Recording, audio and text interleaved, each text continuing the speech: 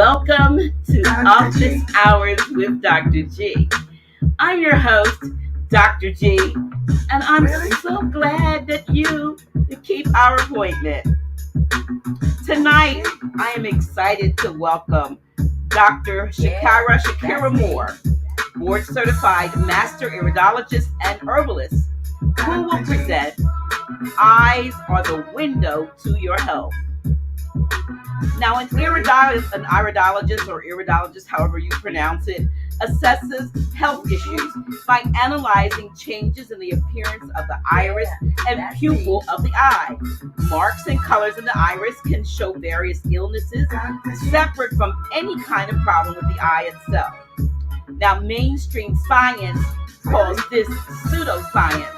However, Dr. Shakirah Moore has dedicated her life to teaching people worldwide how to heal themselves by preventing chronic dis-ease with iridology.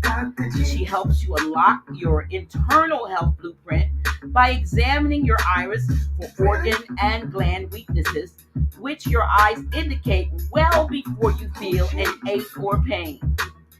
In addition, she's also a spiritual teacher who helps clients understand the metaphysical and spiritual connection of disease. I want you to help me welcome to Office Hours with Dr. G, a real doctor of iridology, Dr. Shakirah Moore. Welcome. Yes. How are you, my sister? I am well, giving thanks. Still got some. my intro's a little long, so we get a little time. All right. Okay. How you doing today? I'm feeling good. How's everybody out there? Peace and love, peace and light to the family out there. Peace and love to everybody watching. I think this is our last little round with the. I need like an in-between piece for the my shorter intros. Greetings and salutations. Welcome to Office Hours with Dr. G. Now, Dr. Moore, I'll vacillate between calling you Dr. Shakirah and Dr. Shakirah. So which Shakirah. Shakirah. Okay. I like the singer, like the singer. Shakirah. Right. Okay. Wow. Well, welcome to Office Hours with Dr. G. Some folks call me every now and then because of this doctor thing, title that I have, and they think I can diagnose different, diseases and so forth. I'm like, I'm not that kind of doctor, but it's so good to have someone with your expertise and your skill to come on the show and talk to us about an alternative a method of diagnosing, or I don't know whether you call it diagnosing, but detecting what might be detecting some changes are happening within one's body that they need to pay attention to.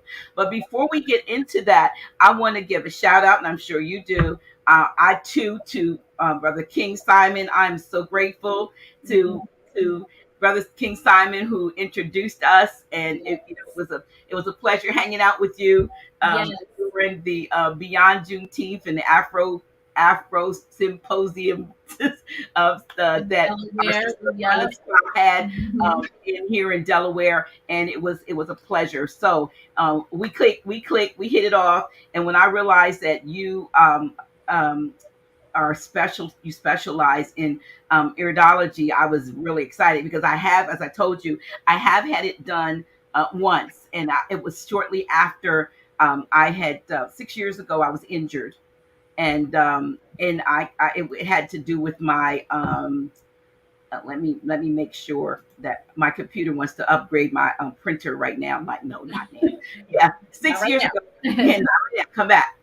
6 years ago, I was injured, and that's when I met Brother Dave. I was introduced to brother Dr. Dave Levy-Bay, who, among other things, also does iridology, and that was my first experience, and he's looking in my eyes and telling me all this stuff, and and the interesting thing is that some of the things that I was aware of, some, you know how, so if somebody's looking in your eyes and telling you, that, this or that and a third is going on, and you Right. know that there are some things going on. It just validates. And why does, and I'm going to get into you and your background, but I did a little research, and I realized that science and, I guess Western medicine calls iridology pseudoscience. They call it unproven, unfounded, untested. Mhm. However, why do you think, and well, we know the answer, but why is it that they um, don't discredit, they discredit that kind of a, I want to call it an analytical, or, 'cause you're really analyzing the body.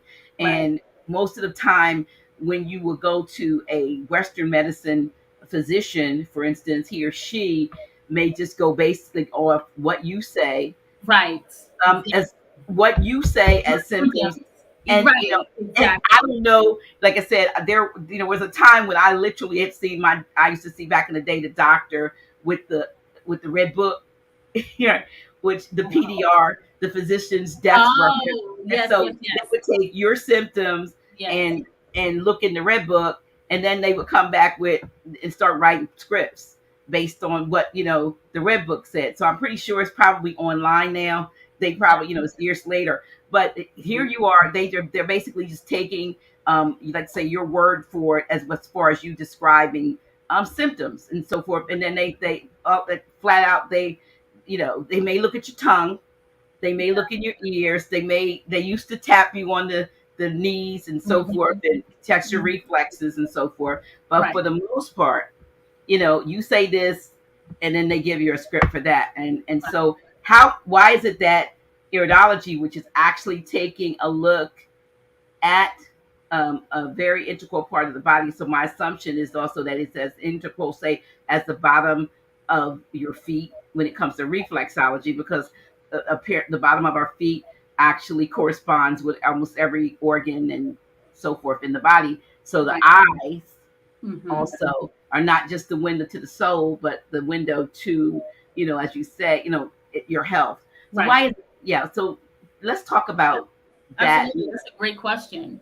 Um, well, first we have to go back into history. A lot of us do not know the history of the medical industry, which really took place. I would say they started cleaning house of holistic, what they call alternatives, but holistic medical practitioners in the 1920s. Okay, so that's when they started calling chiropractors quacks. They began to call anyone who practiced ancient Mother Nature sciences as pseudoscience and quackery. Okay, and there's a book that I suggest everyone invest in, and it's still on Amazon. And I believe it was out of print for a while, but they bought it back. It's called Murder by Injection by Eustace Mullins. And a lot of people look at the title and think it's about that Jabberwocky, or one person thought it was about the death penalty, and I said it has nothing to do with that. In the Mm, beginning, it's going to feel a little like you're not following along with the storyline. That's how I perceived it. But it all makes sense because a lot of the doctors that became doctors never ever studied medical science. They never studied the body. They were literally handing people um, degrees from they were in law, they were in like Ford is a part of it, the JP Morgan, all of these top companies had a hand in putting together what we call today the Western medicine or medical industry. There's a lot of other players as well, but so that this word pseudoscience, quackery, is to get you further away from your ancient sciences, your history. And even mhm, well before it was called iridology, we've always used the body to detect illnesses way before, you feel an ache or pain, well before you ever, you know, um, an actual chronic disease is detected. And so we have to get in and back into the science because, we're being diagnosed by the hundreds of thousands with heart disease, diabetes, and all of this. You can see the pancreas, which is related to what is called diabetes. You can see that in its infancy stages, well before persons they're even diagnosed with what's called diabetes. So that's what I would say of why they term iridology and many other ancient holistic sciences as pseudoscience and quackery. Follow the history. Go back into when they all first began in the late 1800s and even into the 1920s. So that's what I would say. I hope Yeah.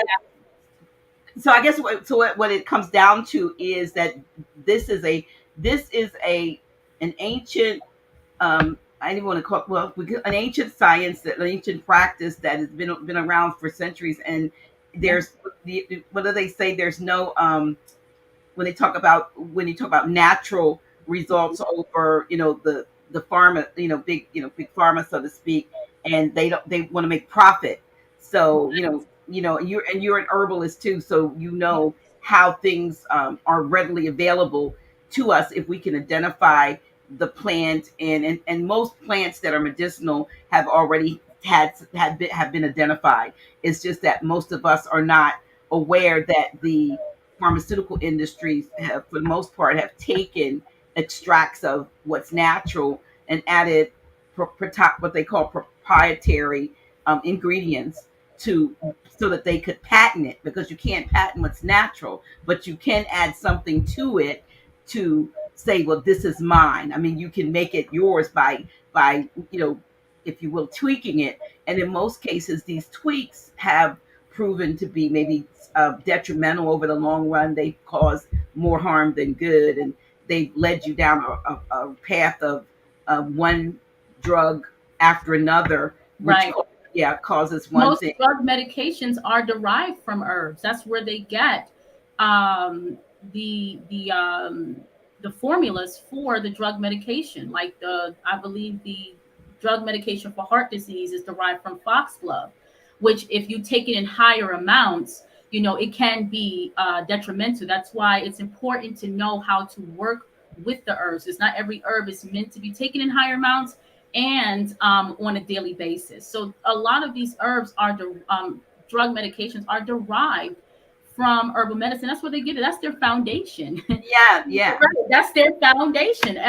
All that they use is based upon our history. It's that we do not know, we are not aware of who we are, and the ability that we have to heal ourselves. So we fall into their beck and call. When we were suffering. And so, once the doctor in the white coat, which I call it the white coat syndrome, as soon as we see that, we're like, okay, what do I need? So we take these medications for years, but really, this is not what the body needs. See, they believe in poisoning the body back to health, which Dr. Phil Valentine talks about, and he's one of my teachers as well. They talk about poisoning the body back to health, and this is what they're teaching. Whereas what holistic in what we're teaching is we're working with the body's ability to restore, regenerate itself back to supreme health. When is it? I believe there is a cycle of regeneration in the body where certain things, rejuvenate what it. Can you talk a little bit about that regenerative process as it is, on a regular cycle? I mean, every so many something they say you get new. I don't know. Oh, you mean okay? So every, if I'm getting the number right, a certain amount of time, months, years, where the bones renew, where the pancreas, the brain. So that is very much true. But you still have to work with the body in its own healing process with the right foods, the herbal medicine, and also the spiritual aspect as well. I don't know the exact numbers by heart, but I do understand what you're stating, that every so few years the lungs regenerates itself. I believe the lungs is it's a few years, but depending on when a person stop the harm that they've done to themselves, the lungs can regenerate, pancreas, Although liver, all of that. Mm-hmm. some things, now when they say something is chronic, or something is irreparable, or like they say, oh, now it's a terminal, your liver, for instance. I know, like I said, Dr. Dave's story is he himself was diagnosed with a terminal liver disease, Wow. Mm, and it was his terminal liver disease, and the diagnosis of it, I mean, the disease and his symptoms, and the diagnosis that it was terminal or whatever. There was nothing they could really do about it. That led him to Dr. Wyatt, the famous mm, Dr. Wyatt, who I don't know if you were able to do any research on him, but Dr. Wyatt eventually, who he took him like 3 months to get to see him, but one of his students saw him he had a program he said called In the Meantime, and that means while we were waiting to see the big guy, the students are able to use the various kinesiology and so forth to okay. do muscle testing and so forth to determine what it is that your body needs. And Mhm. it turned when he met him and whatever protocols he was on. Long story short, it turned his life around, and they wanted him to get a biopsy, and he said he was really against getting a liver biopsy. He was against getting a liver biopsy, although he said at times he felt like he was literally going to die before he started the natural protocols. And when he told the doctor, when the doctor saw him 3 or 4 months later, he'd been on natural protocol. All of a sudden, everything looked like 180 degrees different. But Mm, the doctor said, and I may be off with the quote, but basically, now that we've planted the seed of your disease being terminal, you should get the biopsy. Not, oh, you're doing so much better, so whatever you're doing, keep doing. And then he said another doctor said when he looked at all of the herbs that he was taking, he says, what is he trying to do? Make you live forever? So wow. the doctor knew, the Western medical doctor knew that these herbs had, a rejuvenative and regenerative effect that would, Mhm. extend his life. But why wouldn't you want to? Not necessarily. I don't know me if I want to live forever, but you want to live a long time. You want to live a healthy life. You don't want to, your And quality you of want quality. That's the yeah, key. Yeah, that's but quality. basically, yeah. So what happens? And I don't know if get patients like this. They've gotten a diagnosis and they Mhm. pretty much will internalize that and believe it Yeah, because belief is so powerful. it very yes, it is. Yes, You and know. that's what I have my programs for. My detox iridology spiritual programs, because one see disease does not happen first without consent from the mind, from the spirit. It's something within that person's spirit and the spirit of each organ, gland, system in the body that's disrupted. And so it's more than just us attaching an herb. Because if we end it there and say, okay, this is your issue, take this herb, then we're kind of mimicking the system that we have today. Because if you have high blood pressure, what do? Tell you to take the high blood pressure medication. So I took it a step further where I have my programs where we're going deep into the spiritual metaphysical aspect of disease. What emotion is attached to it, what past trauma that has occurred that immediately the disease begin to develop, because every organ has its own signature. So Hmm. every emotion is attached to that organ. So we have to go a little deeper into finding the why, so that you're not going back and forth with your health. You're not becoming a recidivist. That's very important, because if we're just giving people herbs and just, hey, take this, then we're not getting to the root. Not me. There are some people who are going to do that regardless, but then Hmm. I still want to offer um, a higher solution that is available to us all, so that we can have that one-on-one spiritual counseling sessions. And that's important, yeah, because I mean, look, I'm looking to see if the book is. Oh yeah, for instance, let me grab this. Uh, the book that the late Louise Hay. Uh, Yes, I like her. Yes, I have that on Audible. Yes. right. So, and in the back of this book, for instance, to just the back of what you said, you will see, um, okay, constipation. A lot of folks can relate to that, and Mm-hmm. so there's a problem, a probable cause, and a new thought pattern. So Right. constipation could be attached to refusing to release old ideas, Yep. being stuck in the Mm-hmm. past, and Mm-hmm. sometimes with stinginess, right? Yes. And Yep. so there's a new thought pattern because when Mm-hmm. you're counseling, and I do, you're okay. As I release the past, the new and fresh and vital enter. I allow life to flow through me. So by you releasing the past and receiving the new and allowing life to flow through you, you're also releasing, those old things that are backed up in your, in your bowels and causing all kinds of other crazy stuff and leaky gut and whatever else you might have.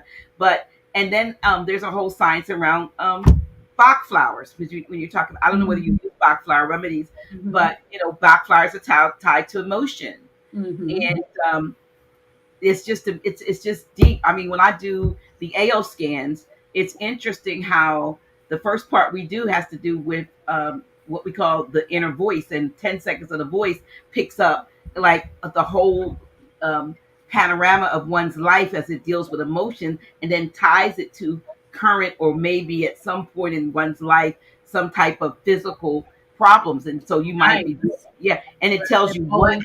Mm-hmm. what it's attached to, It's what all it's one. causing, and Right. all of this stuff. And it's how and we've been, I want to say, programmed to have all of these crazy emotions, and as if it, these were like, known triggers to Right. cause disruption in the normal progression of one's life. What do Mm-hmm. you say to that?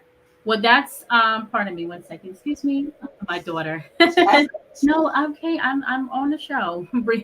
So what I would say is that that's more so us constantly as the human part of us reacting outside of the self. So if it emotions are always going to be there, like anger, jealousy, sad, happy, all of that is going to be there. It's how we move the energy once an event, traumatic event, or anything happens in our life. And so we're not taught how to do that. We're not taught, pardon me, I'm stop. Can you please? Okay. she's on the show now. Yes.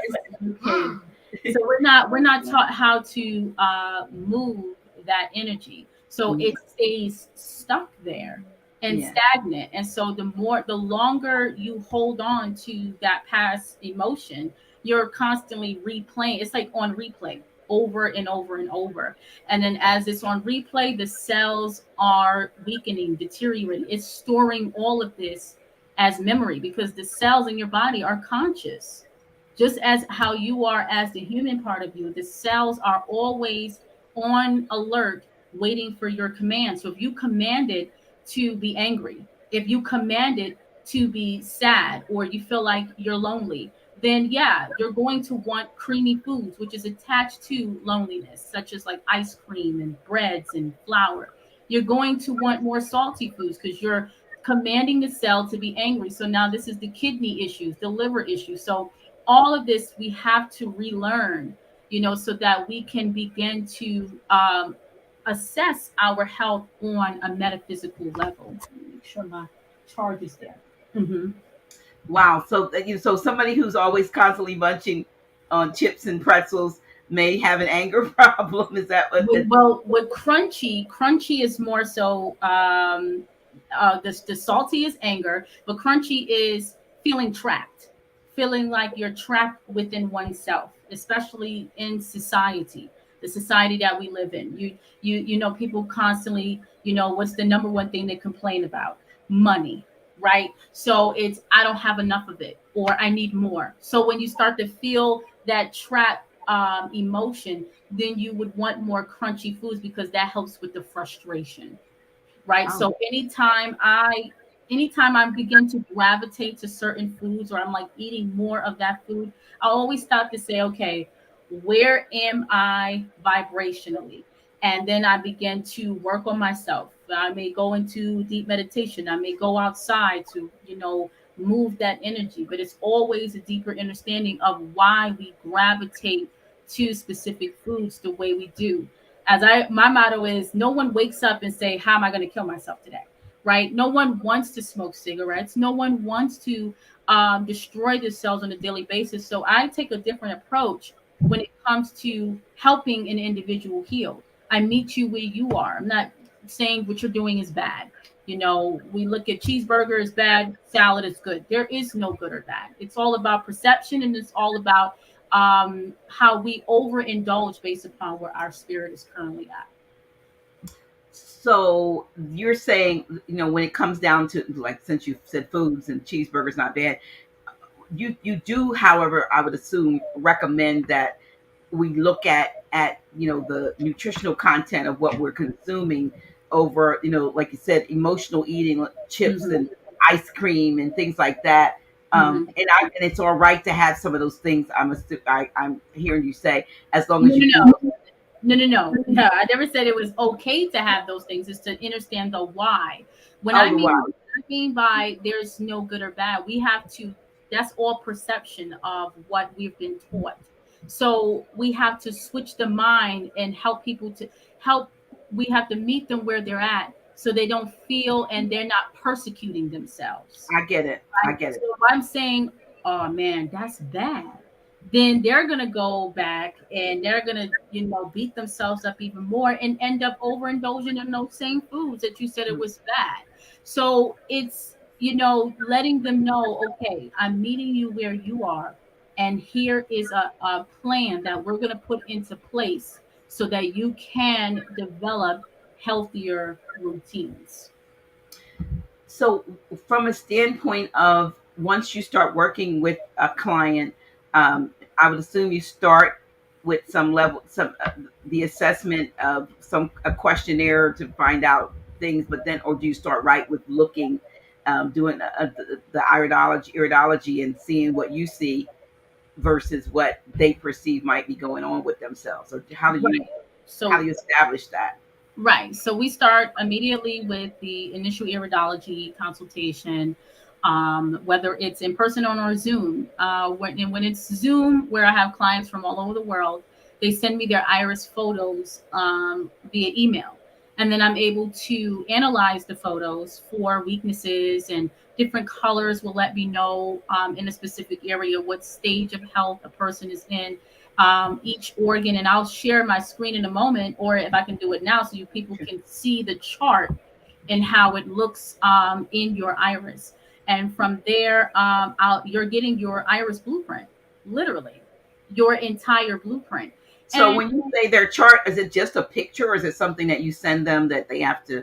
I mean, no, are they just, I'm gonna share my screen of the iris, the iridology chart, so that it can make more sense of, let's see, make sure that, but what they're doing is they're sending me their iris photos. I want to make sure that, there we go, entire screen, Microsoft. Okay, it's not letting me put let me the see. Maybe, PowerPoint. I have it up, and let me making let's sure, see. is it okay? It should pop It's up here. the share window. Yeah, you look to see whether there's click the actual file that you It want to says show. click entire screen. Entire screen, or the window. Like, if you have the window up with with that of Yeah. the iris, then that's the one you want to click on. Okay. So what I'm And gonna then, do? Okay, I'm gonna pull that up in a moment. Yeah, because it's. I might have to share my entire screen, and then here. Is this coming up? Do you see yes, the yes. So here we okay. are. Okay. So let's do a. What can you see now? Can you see? Well, if we can, right now, we just see the eyes, the right and the left, the Okay, full, so you see the full chart. chart. Yes, we see the chart. Gotcha. Okay. So this is the chart that I go by when examining a person's iris. So they'll send me their iris photos. You're getting complete instructions on how to take your iris photos the moment you schedule your consultation. And then you send it to me via email. And this is the chart that I use to analyze your health. And as you can see, both the right and left iris, I can see the stage of health of your thyroid, your liver, your spleen, your bronchioles, the whole respiratory system, the spleen. So this is your complete iris blueprint. And The reason why a lot of people ask me, well, you went to school just to learn iridology. Yes, in the beginning, and then I went another schooling for naturopath. And so the reason why I chose to just focus on iridology is because there's many levels that you can go with it. You know, some naturopaths will learn a little bit of iridology, but iridology is, from what I find, is way deeper than maybe a couple of months of learning it. So it's attaching each part of the brain. If you can see in the upper areas of the iris, each part of the brain is attached to an emotional signature. It's even the thyroid. All of this is attached to your chakras. Is anyone familiar with chakras? Mhm. Which chakra is darkened? Which one you need more help in? So I do all of this, and during your iridology session. And that's interesting. That's very interesting. Like I said, and it's almost like I said, similar to reflexology. Right. In Yeah. in Hmm. yeah, that you're seeing, you're actually. I'm gonna bring it. You can bring it back, but Oh in yeah. that you're I'm gonna seeing stop. it. Do you want to bring up another picture or? No, I'll stop and then we'll go No, we back. can bring it back. We can bring it back. But yeah, so in that, so I that's good that you can do it whether in person or whether and I do my sessions online. It's like so now you can go anywhere from your office and still get the same results for your clients. And that is what. So once you do an evaluation and see, for instance, say that someone's liver is compromised. A lot of times folks will look at folks' eyes and say, oh, their eyes are yellow. They'll just go by the color and say, must be something with the Yeah. liver. But you're Yeah. not looking just at color. Right. You're looking at what kinds of things are you looking at? I mean, Yeah. striations Yeah. and Well, when we're looking at someone's eye and say, "Oh, it's the liver," that's looking at the sclera, which is the white part. So there mhm, is something called sclerology where you can assess someone's health just looking at the white part of the eyes. But the iris in itself is much more deeper because it's actually revealing a person's current, past, and even possible future ailments. Right. So you're not able to see that in the sclera, right? Even in the hands, maybe the feet, to actually assess someone's current, past, and even future ailments. So if I say I'm looking in the iris of an individual and I'm looking at their kidneys, even though they're not experiencing any symptoms, right? They went to their doctor. The doctor said that everything was fine. They checked their kidneys, everything was fine. But what I see in the iris is something brewing, right? So what I'm going to do is state, hey, you want to take my kidney bladder detox, okay? Um, Celery juice, parsley. These are things to avoid mhm. disease from forming. Again, you're not put here to wait. We're not Until waiting people, And one of my favorite proverbs is that a person doesn't pick up a sword after the war has started, or you don't go looking for a well after you become thirsty. You do these things ahead of time to avoid unnecessary suffering. Okay, so that's the key. And being proactive, being constantly preventative in your health. and that's yeah, that's important. That's very Mhm. important. A lot of So times to we answer, oh, sorry, to answer your question, when we look at the eye and it's yellow, then I go into the liver area itself in the iris, and I can tell exactly what stage of health you're in. Then you don't just look at the liver; we have to look at the colon because all of that is connected. If you have a backed up colon, a person's dealing with constipation, then the liver is also going to suffer. Also the pancreas, we have to look at that as well because that the liver and the pancreas work closely together in the digestive system as well as the blood sugar balance. So it's everything is interconnected. All of your organs, glands are interconnected. And so when we go to medical doctors, and this is not putting a system down, which I'll explain in a moment. When we go to medical doctors, everything is fragmented, right? You have a doctor for every organ and system. You have a cardiovascular doctor. You have a neurologist. You have a urinologist. You have all of these different doctors focusing on one area of the body. But can the urinologist tell you about your pancreas, which is of the endocrine system? So all of this is, we have to put it back in a holistic manner rather than treating the person fragmented, because you're not Hmm. a fragmented person, you are a whole person. Therefore you should be treated in a holistic way. Wow. So, someone, like, so take myself for example, who has had, um, what did you call it? Cataract surgery, which Mm-hmm. actually replaces Mm-hmm. the iris with, some kind of a prosthetic. Yeah. How then can you? Yeah, because I have. If you look in my eyes, you see diamonds. Yeah, I have a client like that. Yeah, Yeah. where Are you still able to read yep. with? Okay. I just had a client who had cataract surgery, and I seen the like these white, a large white speck in that region of the iris, and so I knew that it was based upon her having cataract surgery. But yes, I can still examine the iris post cataract surgery.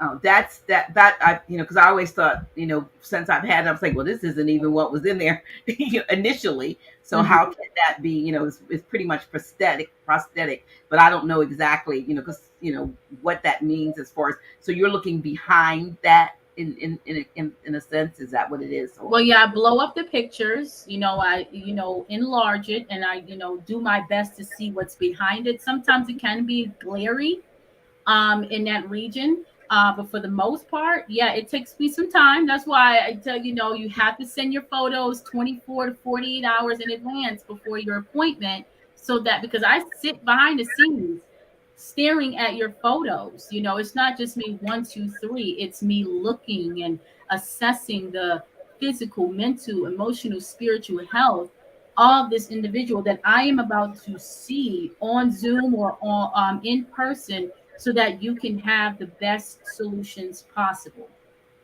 well, the good part about it is, and you also are able to then provide those solutions, those herbal solutions, because you do herbal formulations. Am I correct? Yes, and is it possible I could send you? You could put my website.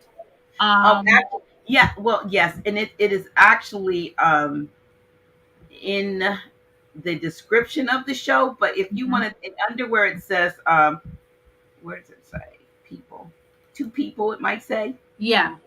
You can type in there, type right there, and then Okay. I'll paste it. Yeah, right Okay. there. Perfect. Yeah, but See if you for will you have. all that also, you go back and look at the description of today's broadcast, you're going to see um, Dr. Moore's information there, how her contact information. Here's a question while you're doing that. Um, Mhm. Question says, "What are the floaters and spots seen in one's vision, and how to get rid of them?" Floaters are the diminishing of the vitreous humor. That's a liquid that uh, encases the eye, so that you can get any kind of dust. It keeps the eye from drying. All of this, the vitreous humor and the aqueous humor, which is the fluids of the eye, work together to do all of that to keep the rivers of the eye flowing. So when that diminishes, that tells me a story of your circulation, right? The circulation to the heart, and also the circulation to the blood vessels behind the eye. So the best herb that I would say for that is ginkgo. Okay, ginkgo helps to reverse floaters, and also brings back what eye blood circulation into that region. All right, which I put ginkgo in my eagle eye drops. So I've had a client who was taking my eagle eye drops. She had floaters, and 6 weeks later, no more floaters, but she was consistent 3 times a day, 3 drops in each eye. Okay, so herbs like ginkgo, eyebright, raspberry leaf, dong quai are really good for helping to restore the vision, more blood circulation to the vessels behind the eye, also the optic nerve, which is a lot of challenges that we have with retinal detachment. And so that's what you want to pay attention to, but also circulation, lymph and blood, focusing on that. That's very important because we have Uh, internal rivers and they dry up. And this is the reason why we have dry eyes, all of these challenges that, we're going through today. well, you talk about circulation. I've personally been dealing for about a week or more with just this terrible, terrible tingling in I'm like a pins and needles like in one hand, like I mean it's like crazy, and I always feel like, is that my circulation, or is that it just like I have to rub it or try to figure it out, but I Yeah, just feel like that there's something going on that is causing this prickly pins and needles. yeah, I don't know if it's neuropathy. You hear all these different things. the So nerves. I don't Mhm. try to take on all of those stuff things, but would something like a ginkgo address that, or is that a totally different? That sounds like you need chromium, the mineral chromium. I would at least 500 milligrams of that because that deals with the nerves and also level your blood sugar levels as well. Okay, if Okay. you're constantly feeling that in the fingertips, right? Yeah, right. In the fingertips. So that deals with the nerve. You need nerve cell regeneration. I would suggest nopal cactus powder, which regenerates nerve cells. A mineral chromium and cinnamon as well is really good. Ceylon cinnamon. So you could find the chromium and the cinnamon together in a supplement form. Do you actually have that kind of supplement? Do you create that, or I don't no? have that. No, I don't have that mineral itself. I do have I have a glucose support formula, which helps to balance blood sugar levels, and I do have the Nopal cactus powder on my website that for nerve cell regeneration. So both the glucose support formula for balancing blood sugar and Nopal cactus powder is on my website. So would also having like maybe eating the nopal leaves, because I know there's a international market here, and the nopal, they have the nopal little the fruit, and they also have the leaves. They cut off the spiky parts and bring Yeah. them back. Hmm. And I used to cook with them, like put them in my stir fries and so forth. With something like that, be and like you say, you are what you eat. So I'm thinking some of the things could be nutritionally cause a balance, correct the imbalance of the body, just eating the right foods, that not overcooking them or anything, but having them in a state that you can get the benefit. Or is it just better, like you said, the powder? Would you put it like in a smoothie or? Yeah, the powder, smoothie, juice. Yeah, eat them too. Yeah, you can. There's many dishes that you can create with fresh no. They call it nopales, nopal cactus. And you find that in like more like a Latin market. They don't We have have an international market here, and that they have it. national market. Yeah, you could find it easy in those stores. And you could chop it up really fine, stir it up, stir fry, but very lightly. And it's from what I've never had it fresh. I believe I had it once at a restaurant, but from me making it at home, I definitely want to do that. But I've heard it's very delicious in many different meals and it's very versatile. So yeah, your food is your medicine. Everything we eat should, in some way, shape, or form, be feeding us the medicine we need for cellular function, cellular regeneration. So absolutely, I encourage you to eat the actual leaf in its fresh, raw form. Okay, let's talk about a little bit. And I feel like I missed a whole part in the very beginning because we didn't talk about you, and we'll do it. We do things out of order here. Mhm.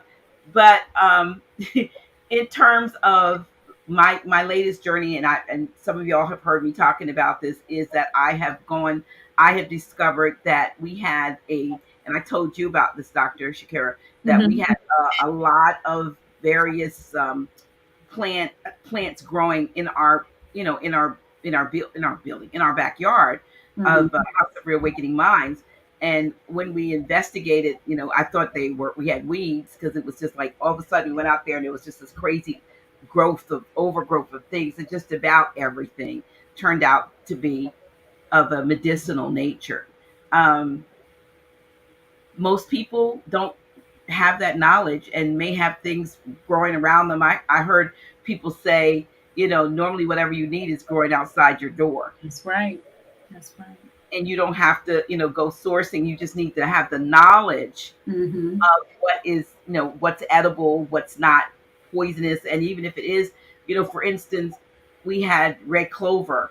Mm-hmm. In abundance. I put pictures of the red clover growing out there. Red clover is good for feminine issues, if you will. But then I was getting ready to have surgery on my foot, and I I was good. I was glad that I read that if you're going to have surgery, you don't take red clover 2 weeks before the surgery, Mm-hmm. because within the 2 weeks of the surgery, it could Mm-hmm. thin your blood Mm-hmm. and cause excessive bleeding. But it's like those kinds of things. It's Right. for you. However, it has to be taken in the right dosage at the right time, Right.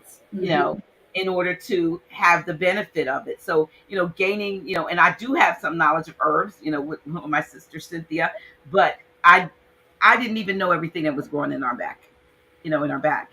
And I trusted if some of you all who are out there, and you have what you think might be weeds. I know that dandelions are not weeds. Right. Right.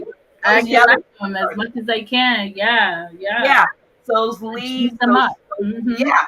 And then I looked out in my yard the other day, and I was like, what do I have there? These great big elephant ears, and I have like 2 or 3 large patches, and a burdock, What? burdock. Wow.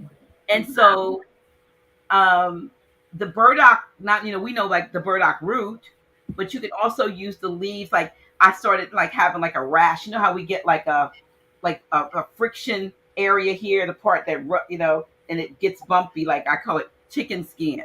Like, you may get it behind the legs where you sit, or on your arms where if your arms are leaning on things. Well, it came into my mind that I needed to take the leaves, and I found out that you could use the leaves of a burdock to you can steam them lightly, and then use them to put them Topical. actually topically on the skin. And then Mm-hmm. of course the root, you want to wait until at least the second year, but I'm not sure how long it's been out there. So I don't know if we'll be in year 1 or year 2. I know the plant was like huge, Wow.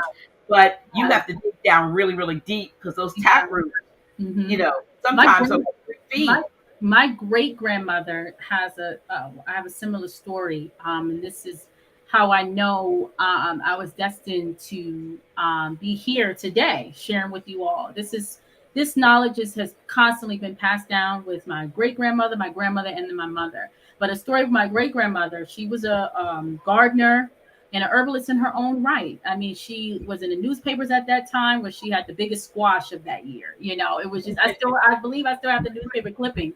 So she had diabetes, and her circulation had gotten really bad. They wanted to amputate. And my great grandmother Dorita, she said, "No, I'm leaving this earth with this leg."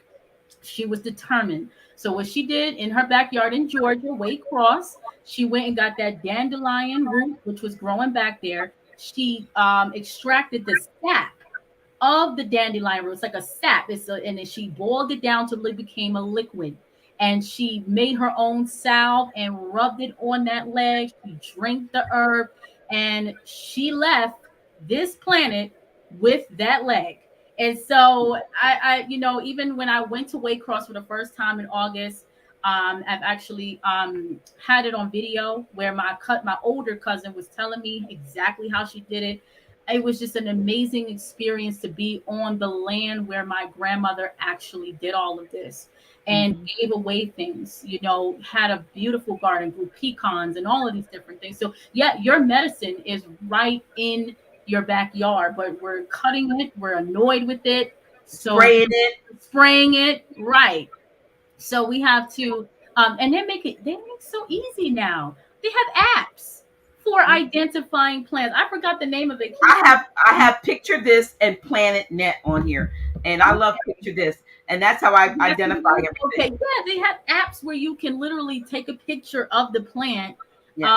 Shout out to King Simon for putting me onto that. And so it's you could it'll tell you the name of the plant in like less than a minute. So Oh yeah, yeah, yeah, yeah. That's exactly what I use, uh-huh. and I've been using Picture This for like a few years because I used to do a lot of nature walk. I had used to do a thing called Nature Church, and I would take people through the Brandywine, and I would take pictures of all kinds of things. But I went back. This is like 7, 8 years ago. I was doing this on a regular, and I ran into the app Picture This because I wanted to know, well, what is that, and what is that, and what are those blueberries edible, and so Mhm. forth. And so you'll find that there's so many things. But I do know that sometimes, you have to, even if you're like in parks and so forth, one, you don't know whether they do any kind of some kind of spraying to keep things like off walkways. Two, sometimes they don't want you to forage. They Right. don't want you to Mhm. take Don't their ban it. Yeah, certain yeah, hiking trails. Yep.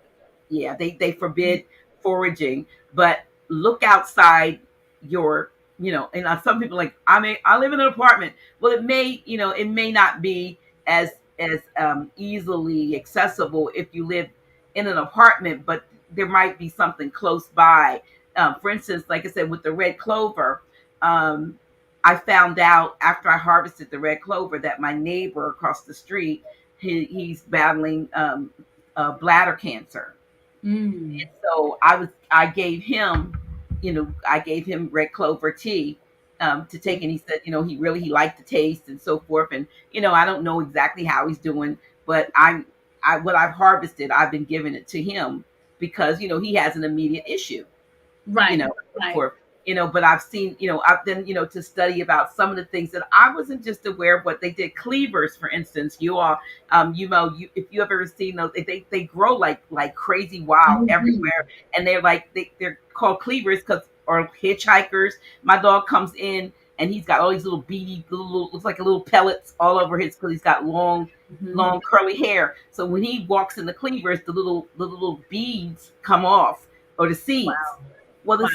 the cleaver is good for the lymph. Right. Even though it looks like an invasive plant, it's good for the lymph. The seeds, you have to harvest a lot of them. I was at a friend's house not recently, and I was like in the yard next door, the vacant yard next door, picking cleaver seeds and putting Mhm. them in a plastic bag. Well, I think I pick the equivalent that could make me like 2 cups of coffee, because cleaver seeds can be roasted and they're like little pellets. You Yeah. think you can roast them and then grind them in a coffee grinder or grind it with a mortar and pestle, and they have caffeine in them, and it tastes like, and it's coffee.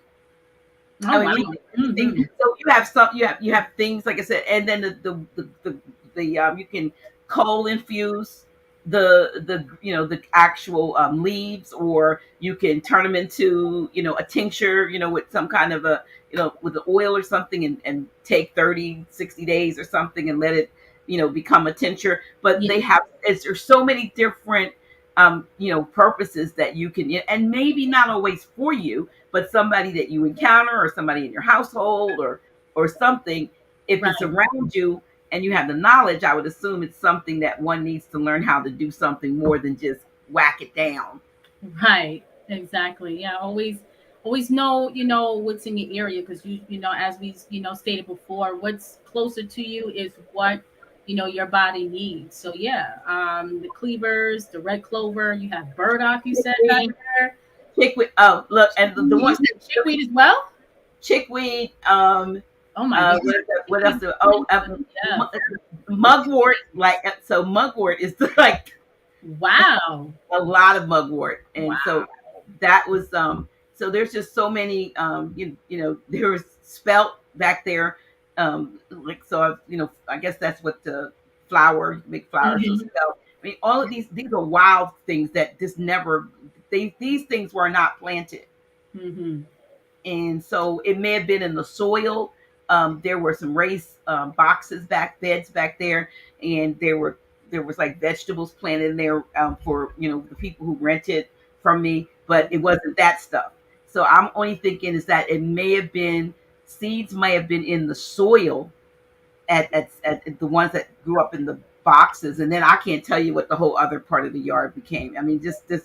I mean, red clover, white clover, daisy, fleabane, mugwort, chickweed, um, bone set, Exactly. spearmint. Just it's just so much stuff back there. It's like you become overwhelmed. But I know now next year if it comes back, I know that you want to harvest your um, the what the one the cleavers early. You want to harvest them if you're going to make like teas or something. You want to Hmm. get it before it goes, and you'll leave some to go to seed if you're going to pick them to make coffees or so forth. But there's different certain times when it's better suitable for certain purposes.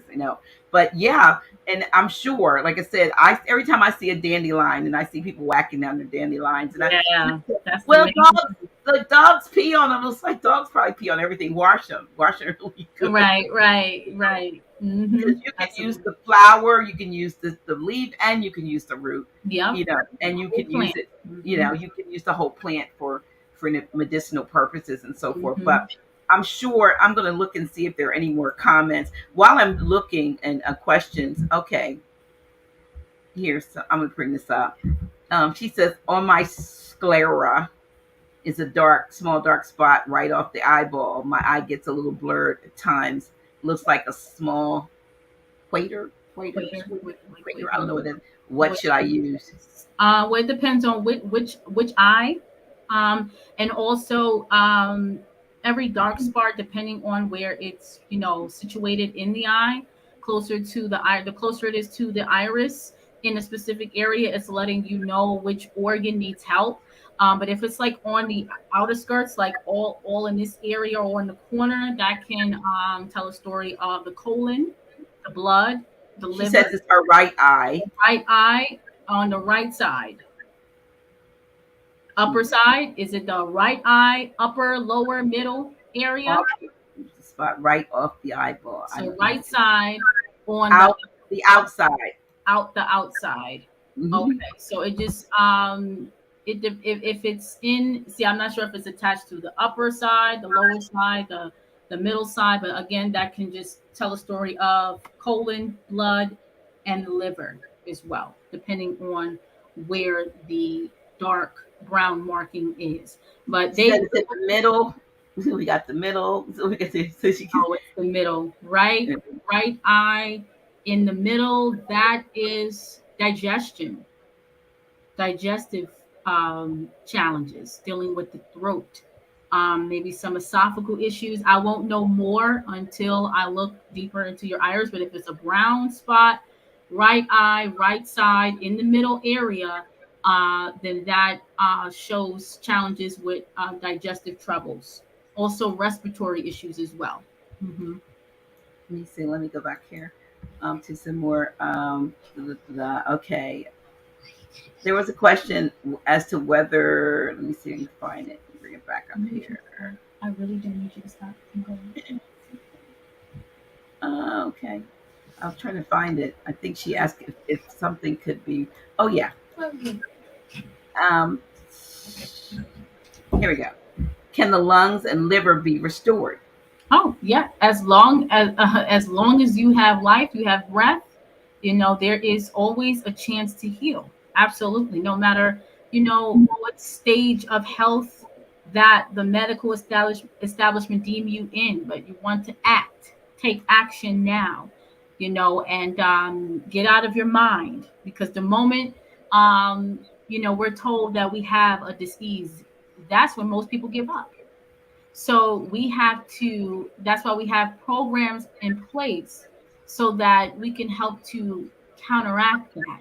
Now you're speaking words of rejuvenating your health instead of, bringing that bad energy into that specific organ gland system of the body. So absolutely, absolutely. So Hmm. I would assume that anything that is caught in time Hmm. can. Oh, There's. yes, absolutely. Even with what they call cancer.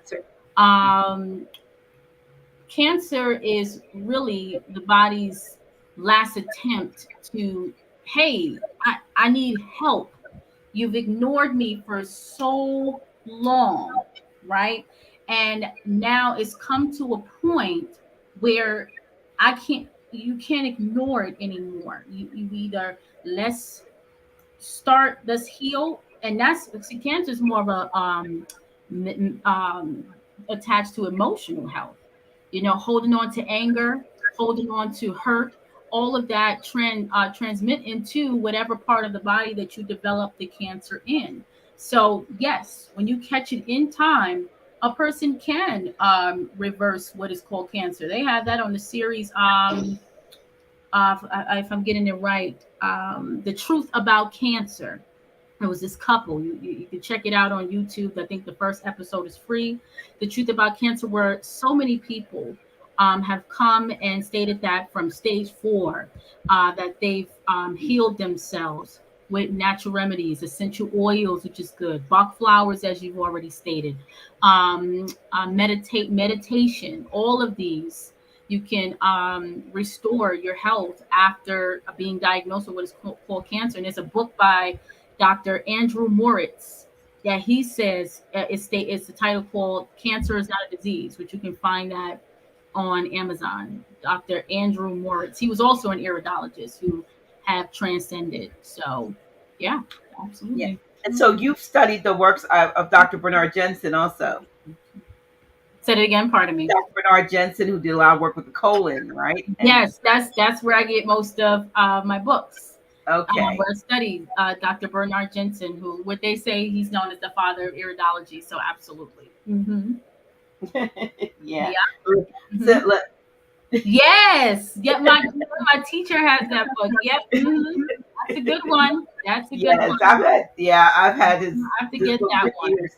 Mm-hmm. I have the big chunky textbooks of his. And pretty And soon I'll be coming out with my own. he's got some pictures in that book, in this book, that'll make you go, "Oh my God!" Yeah. And that's because of what's on the inside, Yeah. trying to get out, and it'll kind of make you get. But anywho, Yeah. yeah. So yeah. So the people, why is it you think folks are so trusting of Western medicine, and least trusting of natural solutions? I mean, what do you think that is the case, where they rather put their hands in their selves, their lives in the hands of a doctor who gets, I understand, overstand a very, very small, just a number of hours of, like, say, nutritional um, training, and Yeah. some of the more I heard it important. was 6 weeks, and even if that, someone said it was days. Yeah. Yeah, yeah, they don't get those things that are key, Mm-hmm. to. And so why do you think, is it because they don't know? When I with that, we've been Right. programmed to trust Right. the man and the woman in the white coat. We're not. This information is not being passed down anymore. Our great grandmothers and grandfathers would have books that they would, create on their own and pass it down generation to generation.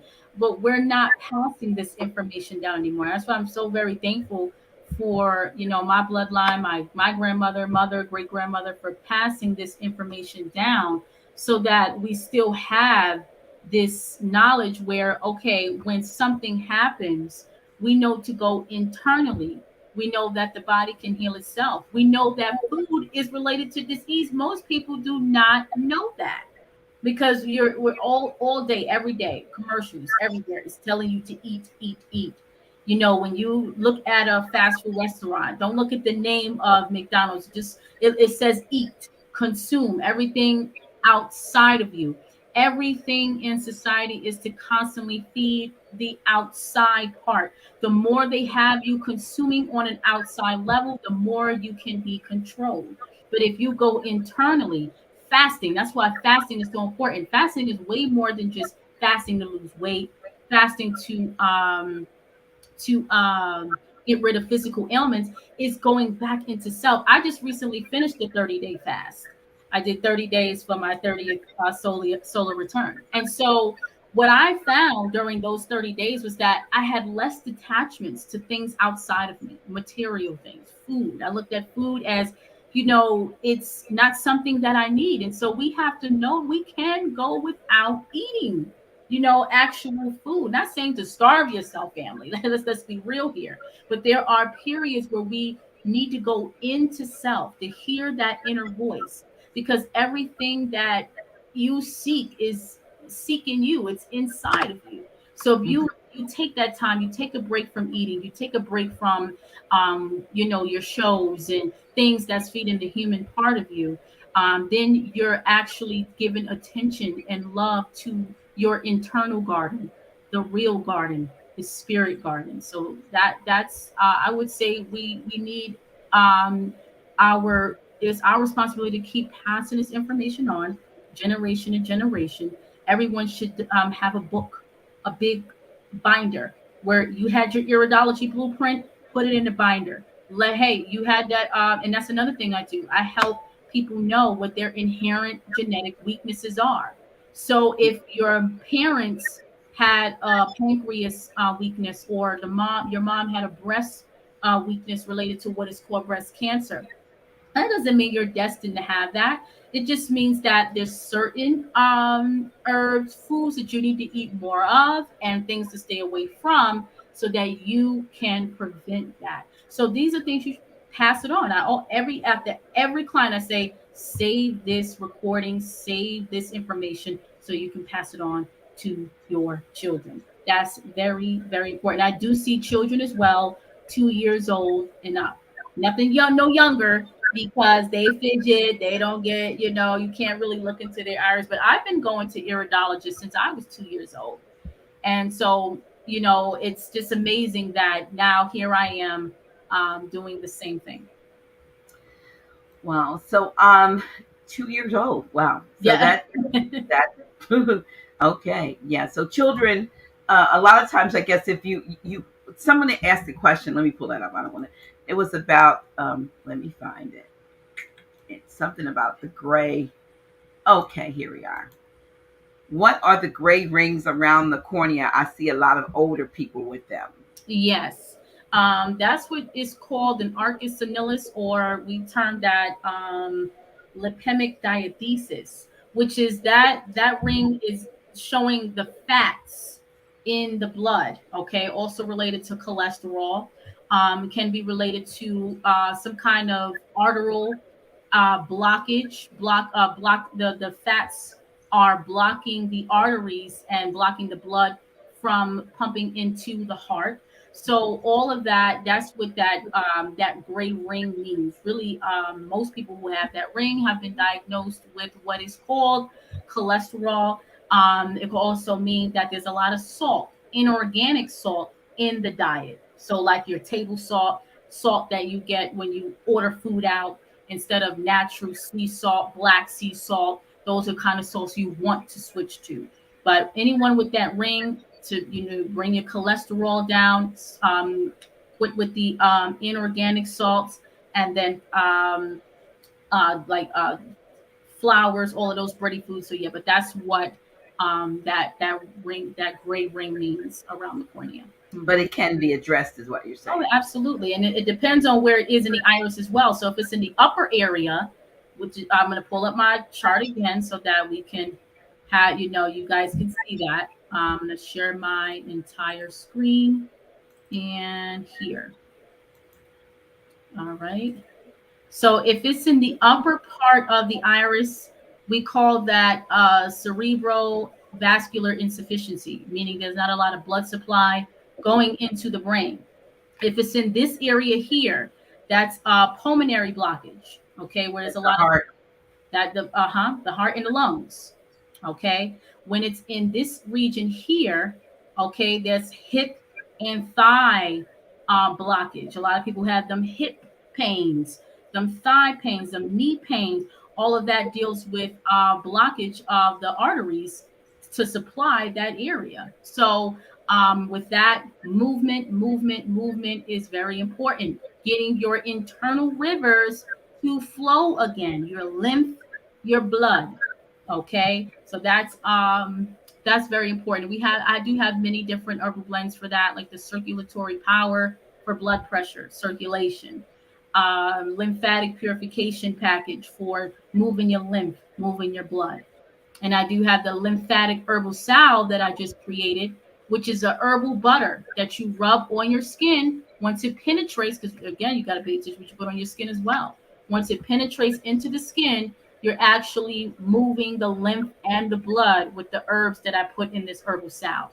So that's also available on my website. But again, depending on the placement of that gray ring, is where the challenge lies.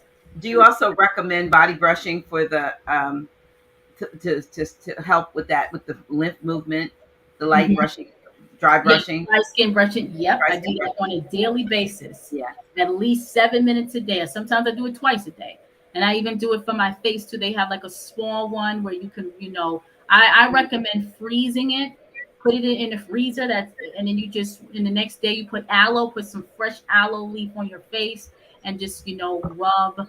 Use the lymph roller that is like a dry skin roller to rub dry lymph brush the face. But yeah, they do the whole body, the legs, the thighs, the Yeah, arms. the feet and everything. And I mean, there's certain directions that you want to go to because you want to get it to the point where you're at the place where that lymph can drain, like in the Mhm. in the groin area, up under Yep. the arms, up here. So I Hmm. have actually have three different brushes. I have a small one for up here. I have Yep. another one that's like medium that I can use, and I have the long one with the long handle to reach the waist. So yeah, you're in, Yep. Hmm. got to do that. And it's, Dr. Gray was really, really big on that. Yep. Yep. She Good just. to see her again. Uh Yeah. huh. She's like, Mommy, look, you're not giving me any attention. But yeah, Hmm. so, and the advice, this is good advice, for Yeah. those who are viewing, and the fact that you don't just dispense herbs. I like that you will work Yes. with a Yes. client I have to program. counsel them through from point A to point Z, whatever it is they need in order to bring them to wholeness. And that's important again. And it makes a lot of sense because you were just talking about the fact how Western medicine is so fractionalized. Yeah. They got doctor for the urologist, somebody for your foot, like I just went to, somebody for the heart, somebody for they got different, instead of knowing or specialized. So I guess that's what, when you get an internal medicine doctor, Western, those have more of a broader knowledge of internal systems, as opposed to specializing in one Right. in one, in one area. And Hmm. but again, it's the fact that, to me, that the cures a lot of times is what becomes, in my opinion, dealing, like, say, with my own mother, who before she transitioned was on no less than 22 different things. I can't say that those things did not contribute to her demise. She transitioned at 65. I'm 68, so my mother, she lived to be 65 in 1 month.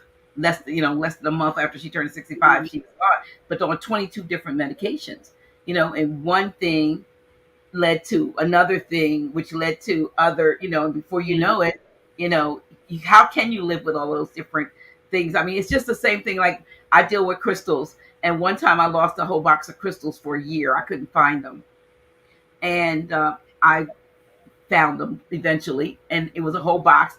I was sleeping on them underneath the bed, and I didn't know that the box was rolled at the end, at the middle of the bed. But then I looked back, and it was confusion in my because I had a whole bunch. All those crystals don't work together. So Hmm. here I had all these crystals all together in a box under my bed Oh for a wow. year. Hmm. So, it's for something like, what? But no, it affects you. It will affect you because you don't put all things together. And it's the same thing with these medications. All of those things don't necessarily work together, and they may cause contradictions and things that, now, if you took it for your blood pressure, but now you have something going on, with your liver or your heart, or whatever, which keeps leading you from one to one to one. And I think, from a holistic naturopathic standpoint, and working with someone, because you can even get messed up, I think, just blindly taking herbs. You need to know that you need that herb. Right. Hmm. That's true. Especially, yeah, if you have blood pressure issues, you're taking herbs like Genetian root and licorice root. Those herbs could be detrimental for someone who has blood pressure issues. So yeah, it's important to know what herb that you need, and that's what I do with iridology. So I'm pinpointing exactly the area of the weakness, and now I know, and now you would know. You'll have your iris blueprint of exactly what your body needs, not just you going to a doctor and they're just reading off, okay, this is your symptoms, this is what it is. And how amazing is it that you come to someone and they're telling you about your health, without you even saying a word. And sometimes we can get a little, it can be shocking, right? We can be in denial, right? Because I've had clients like that where I'll say one thing and then they'll say, no, my doctor said everything was fine, right? But the eyes don't lie. The Hmm. eyes do not lie. So I've had many clients like that. I've had one client who I told 2 years ago that she was developing a chronic kidney challenge.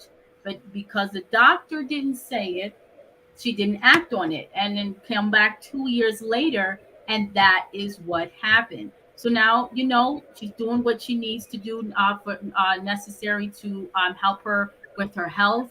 And so, but again, I can see this well before a machine can detect the ailment. She could have avoided the complication that Yeah, the eventually kidneys. developed Hmm. by just doing taking those preventive steps. Yeah. Absolutely, absolutely. And herbs are natural, because then you got a lot of folks that, they, like I said, their trust level, again, I'm saying, they don't believe, they sometimes people believe holistic, um, um, I guess the options are ungodly, but they couldn't be further from the truth.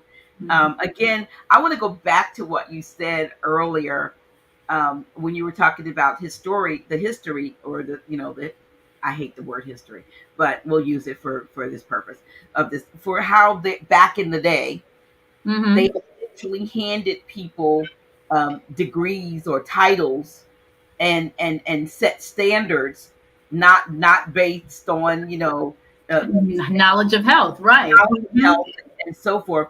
I mean that's why you can have somebody who started out doing computers to tell you how to get rid of folks, with viruses. We had virus and software, and then virus people became. It's interesting, just the things, if you look at how these things have developed. And I've always wondered Absolutely. how the first so-called professors of colleges and universities, where did they get the knowledge to be the, excuse me, the cream of the crop with all of the knowledge? And they didn't. They got It it was from us. they were, yeah. They got Well, it. they got it. All of those books, and who do you think? What's his name? Hippocrates, or Hippocrates. if I say it right, yeah.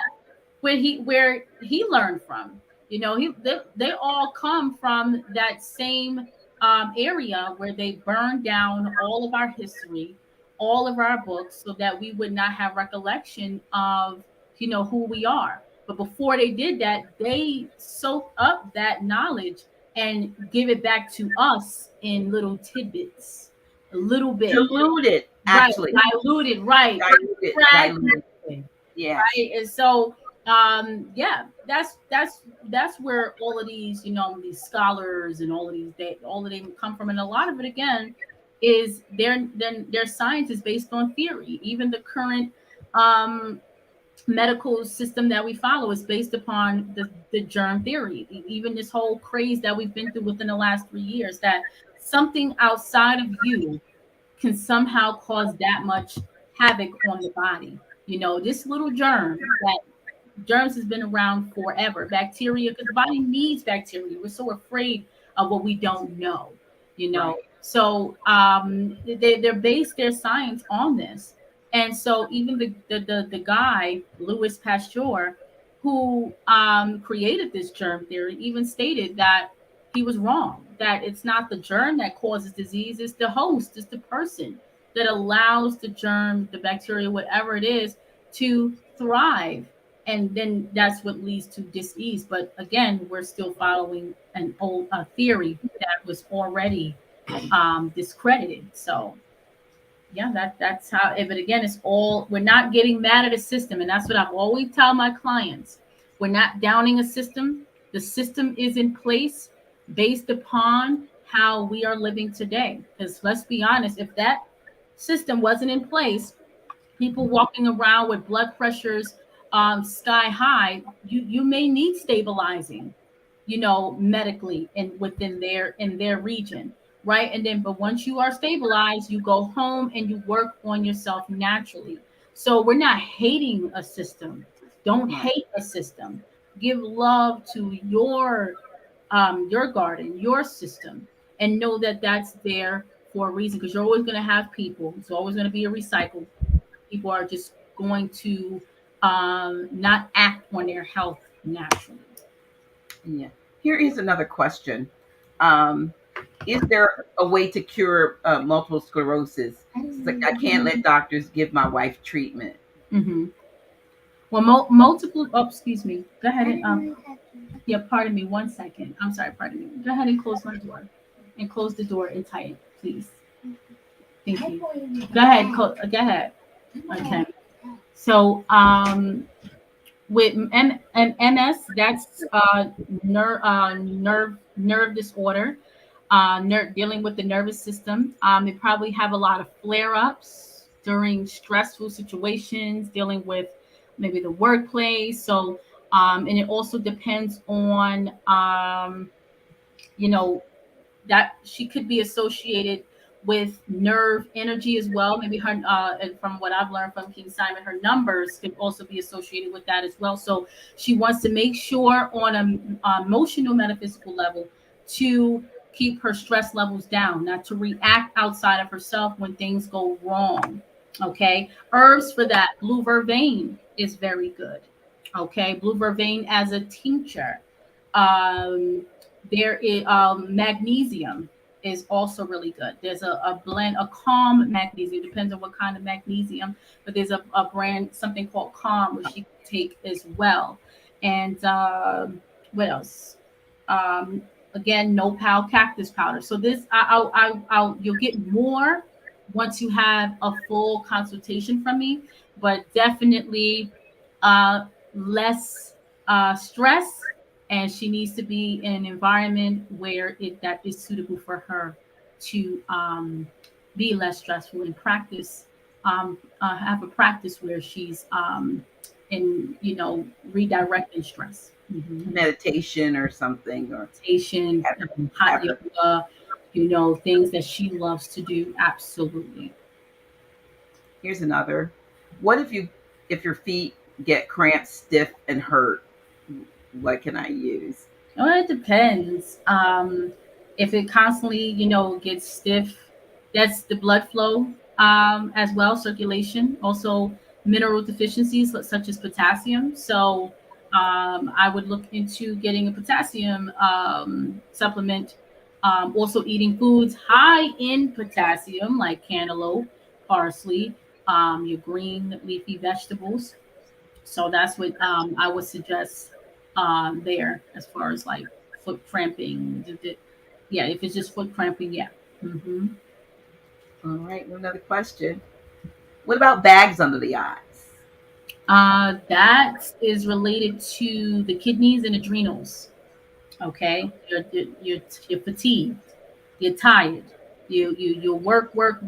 There is no rest in between, and even when you're resting, you're still up, and your mind is going. So even when you sleep, you're not really resting. So you want to focus on your adrenals and your kidneys.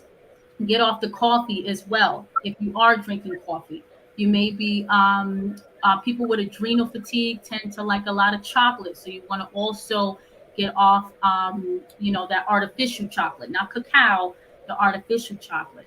So working on your kidneys and your adrenal glands is key for bags under the eyes. Okay. Mhm. Um, Here's another question. What is recommended for the thyroid, both hyper and hypo? Okay, so for hypothyroidism, that is omega for both hyper and hypo omega. All right. Plant, of course, and that's what I teach about with the Juice Plus, which is the raw food package, literally all raw food and raw omega plant based derived from sea algae plant oils. So I would first suggest my plant based omega for hypo bladder whack, okay, which is very high in iodine and also calcium, because you're calcium deficient as well, which you'll find in green leafy vegetables, your green juices. For hyper, a lot of people say that, there's not a lot of information out there, but there is.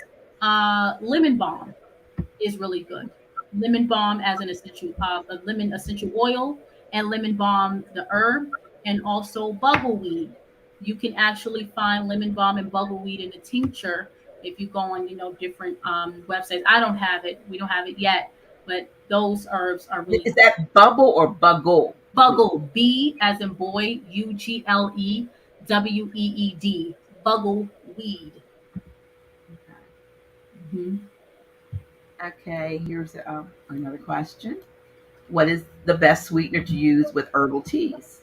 Really none. And I've been, learning to practice that as well, especially when you're in a detox. Of course, you want to have the herbal tea in its rawest form as possible for it to work at its maximum level. Okay, now if you are going to, because there it is always going to be, so we're going to do that sometimes. Hey, I do it myself. I use manuka honey or a little agave in my teas, date sugar or date syrup, and monk fruit. Those are good ones. What about xylitol? Is that the erythrit? No, that's not the erythrit. No, it's like the It's erythritol, but white, right? It's that white right. one. Yeah, xylitol. I find that it's very low in the glycemic index. I don't use it. I have to do a little bit more research on it. But I tend to I like the monk fruit better than the xylitol. Mhm. Okay. Here's okay. Um, she says I'm getting swelling in both my feet since having a tumor removed from my brain. So I don't know whether that's It blood flow. depends what part. Okay, it depends like what kind of surgery you had. It could just be the complications after the surgery. I won't know more until we had a full iridology reading, because there's different parts of the brain where the tumor was. But I would even so still focus in on lymph and blood circulation, especially post a major surgery like that. But again, the tumor on what part of the brain is also important to know. Could be a pituitary tumor or pineal. I need to know exactly, so that I know how to, move forward from there. Hmm. Okay, well, let's say a couple more comments. I love the question. Love your question. Yes, he keeps us going. Willie Rivers asked a question that I was probably kind of asking about too. What would you recommend for healing neuropathy? Okay, that yep. Again, dealing with the nerves, which Mhm. we talked about, I believe, in the beginning of the show.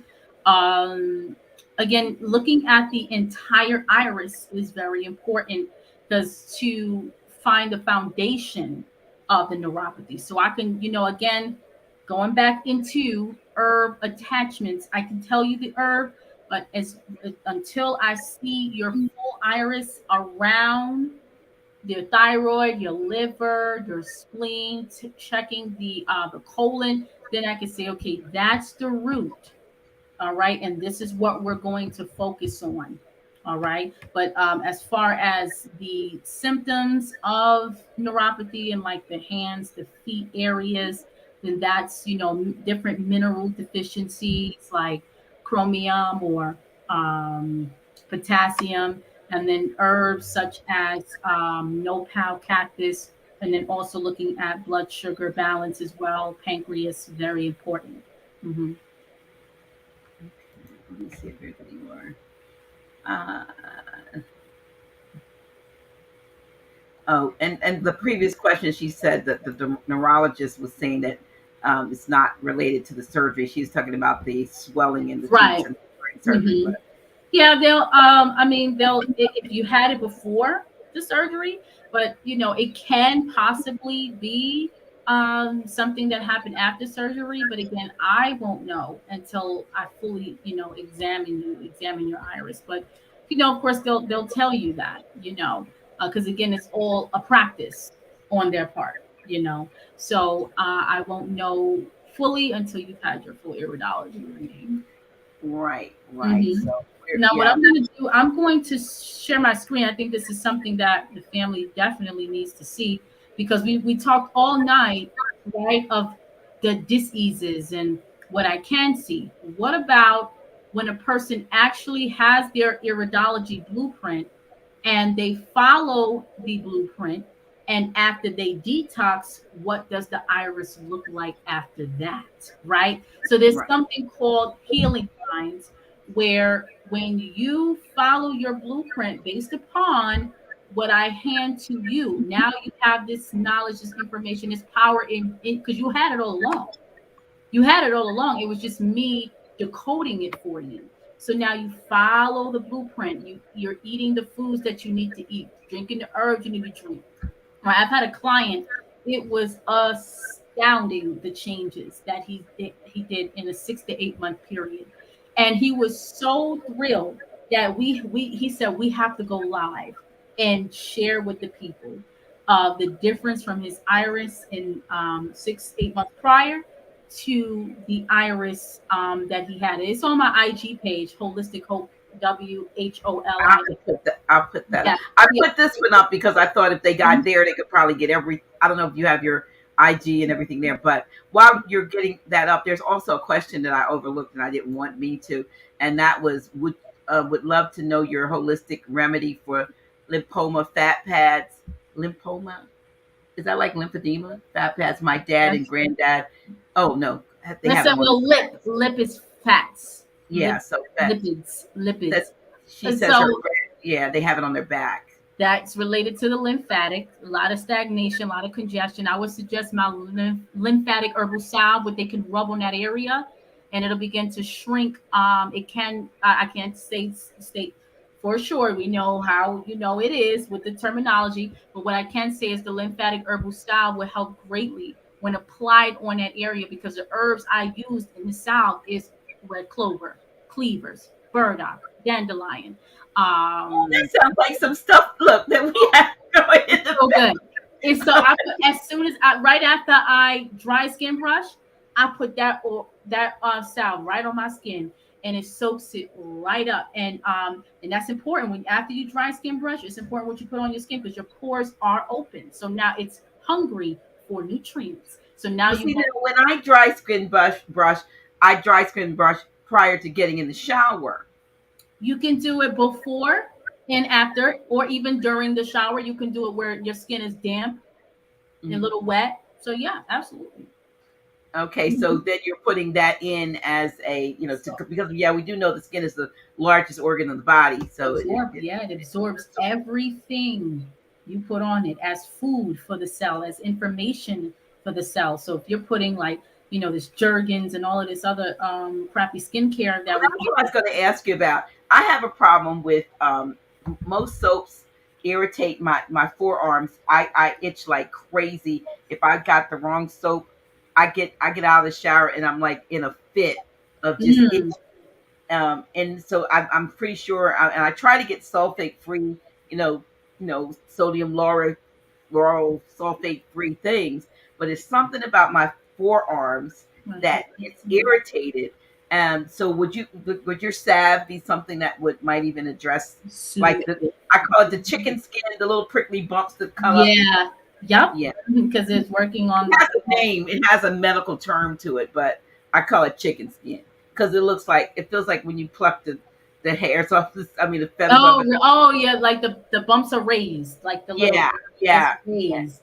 Yeah, well, definitely, you change your soap that you're using, um, to more of a soap that you can pronounce. There's so many people out there that are just amazing creators at what they're doing with the skincare, natural, organic. I really like her name is Ayana Infusions, all natural, what you can pronounce, you could eat it as well. That's what she promotes. So I would switch to those kind of skincare, and then what you put on your skin after the salve will soothe it and also bring those little skin bumps down after the shower. Because again, what you put on your skin after the shower, the dry skin brushing is important. Hmm. Let me see if there are So any what more. what I'm gonna do, I'm gonna actually share my screen to show you guys. Somebody just asked the question, will Dr. Shakirah be at the retreat in July? I was gonna get back to you on that too. It really looks like it. I really I look forward to being there, speaking, and also doing iridology at a booth. Actually, listen, so like it's a little bit of a that's a segue just for a quick minute. I got that banner that I wanted to put up just before so I Okay. need to put that up. Actually, what we've added just for that last day for anybody who's paying for, and I wanted to talk about it anyway, but this is our new flyer. Somebody asked for, let me get this comment down so I can say okay. So anybody who just wants to come for the Sunday event and not for the three. Anybody who's signed up for the 3 days, they get everything. Friday, Saturday, Sunday. But we have some folks, especially local people, who might just want to come for the holistic part of it. What we've done is created just a 1 day ticket here, Mind Body Spirit Retreat, Sunday, July 30th. The whole event is the 28th through the 30th. But on that, you'll see from 9 to 5, we have naturopaths, massage, iridology, Reiki, weight management, nutritionist, energetic scans, that's me, herbal options, meditation, qigong, and more, and giveaways, and of course meals and stuff will be there. So for those who just want to come for Sunday, that is a separate ticket, and you can just basically text to that number that I always put up there, and we'll send you the link for that. But yeah, we definitely want to have Dr. Kira there. She was just trying to clear her schedule, make sure her schedule was not already. Let me make sure I can get that off. Here we are. Wasn't already taken. So it looks like then. See, I didn't ask that. Look, I didn't ask them to ask that question, but that was a good. That was a Yeah. good point. I was like, yeah, definitely want to make it. Uh, so yes, it looks like I would be in the building that day. Right. So you're going to want to come. And another thing I want to say to you all is that Friday, I didn't realize it, but on our website, we have this once a month event where Grand Chic and I are live now. You can come to the House of Reawakening Minds. And it's on the website to RSVP. You don't have to RSVP, really. I mean, I guess our webmaster has put that up there, but if you don't RSVP, you still can come for those Fridays. We usually do it on the fourth Friday, but this month we do it the fifth Friday, which is this Friday coming. But if you don't RSVP, you still can come for that. But you must get your tickets, the discount tickets for the 3 day event in July.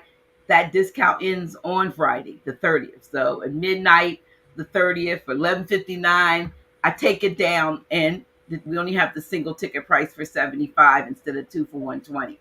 So if you're gonna come and it's two of you or more, you're gonna want to get that special, and you're gonna want to do it by Friday. Otherwise, pay 75. We're all right with that too. We're just giving folks a discount. But this Friday, Grand Chic and I will be picking up some more on what we talked about last week, a week before last, or whenever we were on, and we were talking about the Botina and some other things. So back to tonight's guest, but Yes. I'm excited. I'm actually going to, get my reading because I want to know, what's going on with me. I mean, you could, especially like the tingling and stuff. I mean, to me that's a concern, but the important thing is my concerns have not. I don't let concerns become fears. Right. I try to like, oh, and if I look at something says, oh, that could be indicative of such and such, I don't buy into that stuff. Could be, but it could not be. And again, when you were talking about fasting and so forth, breaking the fast, I think this is the most important thing that folks don't realize, that breakfast just means break fast and doesn't mean necessarily that you eat bacon and eggs, cereal, toast, milk, Right. whatever traditional things that we've been. It means whenever it is that you stop fasting and put Right. something. So if you decide to break fast at 1 o'clock in the afternoon, then you could, it's all right to have fruit. It's all right to have herbal tea, or Mhm. a vegetable plate or something. You don't have to say, oh, I didn't get bacon, and I didn't get eggs, I didn't get toast, because that's not breakfast.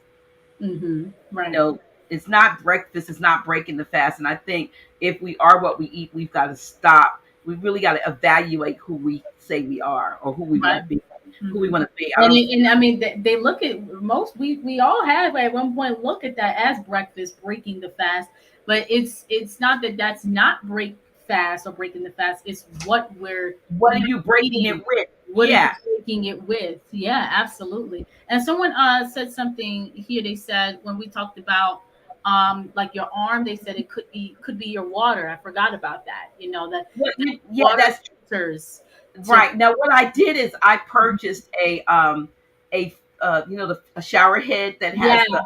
has the filter things, the beads of stuff in it. That's and it Mhm. runs through. So it's supposed, and I've been using that. So this just popped up all of a sudden. So I Yeah. don't know what it is, what I may have used or something, but I noticed it was at the friction points, like I'm sitting, so where your legs would hit the back of the seat, back of your legs, you get that, you Yeah. might sit here, or like Mhm. I used to have a tendency of putting my elbows on the table. When my grandma was like, "Don't put your elbows on," but I had my elbows on the table all the Mhm. time. Yeah, so we have that So same habit. I got really, look, all of this dark, you like my mama used to say I have house-made knees, because they look like you've been work scrubbing the floor on your knees all your life. Well, it's Mhm. friction points.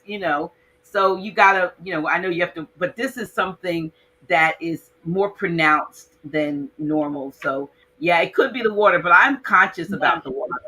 That I was very, it was a good comment. So, just, Yeah, it is. Yeah, it is. But yeah. I just, I've Hmm. tried to stay on the And I see a lot of good questions. We're going to get to that, but I do want to just share my screen so that okay. we can actually see that. The Okay, after. right. So when you're detoxing, right, you want to know if it's working, Of right? If, course. if all of this that you're doing is actually working. So the iris is proof of that. Now the iris mother share is not a personal client of mine, but it does show the difference between the iris before detoxing and the iris after detoxing. So I'm going to share that now. Oh, wait. Okay, can you see that? Yeah. Let me see. Let me put it up here. Let me bring the whole thing up. Okay, you can see it. Yes. Okay, so this iris on the top, this is before the person comes for the iridology, right? When they're in a dis-ease state, the eyes are darker when the person is in a chronic state of health. So that's what we're looking at on the top. You can even see the pupil change because there's something we call pupilology, where I look at the pupil as well, because the pupil tells the state of your nervous system. It tells the state how, if a person has been taking drug medications or even other kinds of drugs, and how long, and it just, and when it's you see how The dilated. shape of the eye is kind of like, it's not round. It's sort of like It's small. Yep. The iris. Well, it could be the distorted. picture. The other picture's more like focusing on the iris more. But if you Okay. look at the pupil, it's two different sizes. Oh yeah, So it's the, large and the larger pupil shows innervation, tired, fatigue. Right now, you go on the bottom here. The pupil is of normal size, and the iris is a lighter. This it is. person's original eye color is more like a greenish hazel, but here you couldn't even tell that. You could tell No. it a little bit in the when I look at a person's iris, I can't see their past original eye color hidden under the darkness. But to bring out the lighter color that you had as a child, then that's when we do the detoxing based upon what your iris reveals. If it's the kidneys, then we do the herbs for the kidneys, the thyroid, the spleen, the liver, the pancreas. So this person followed through, and this is what their iris looked like after detoxing. So I've had a client who wanted to go live. I couldn't find his photos for some reason, but he wanted to go. We went live for about 2 hours, and it was just amazing. He was so thankful. He actually has a book out where he mentioned me part of his healing journey. So I'm very grateful. Oh, that's awesome. That is awesome. Mhm.